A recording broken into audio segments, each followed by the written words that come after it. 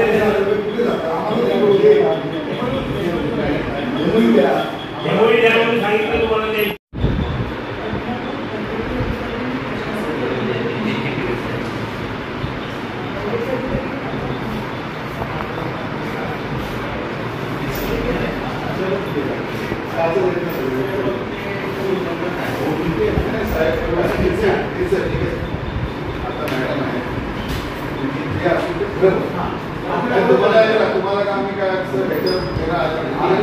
Result लागेल तुम्हाला मॅडमची कामाची पद्धत वेगळी आहे। तेच सांगतो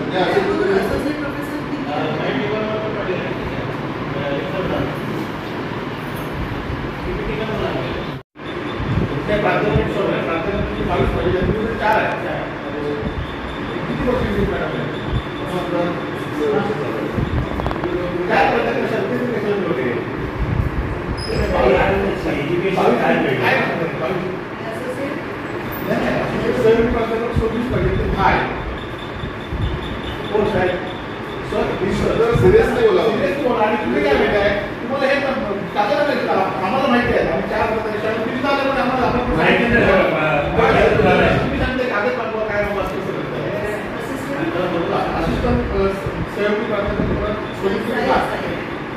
सायन्स काय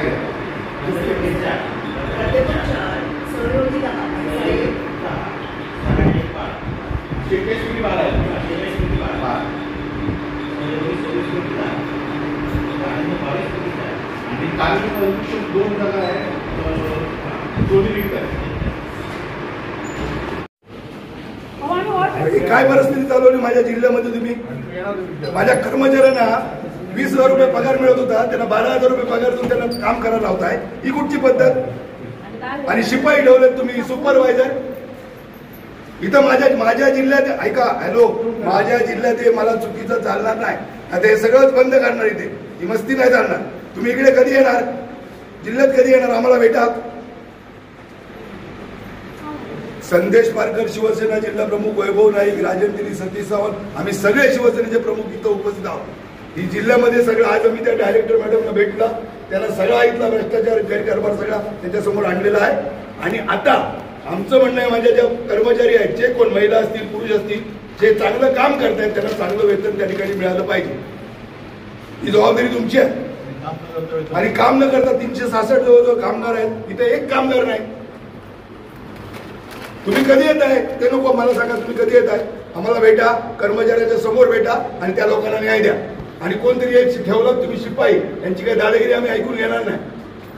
यांची जागा दाखवणार। कळलं तुम्हाला? तुम्हाला मी सांगतो, तुम्ही कधी येत आहे साहेब? तुम्ही कधी येत आहे? घरचं काम आहे।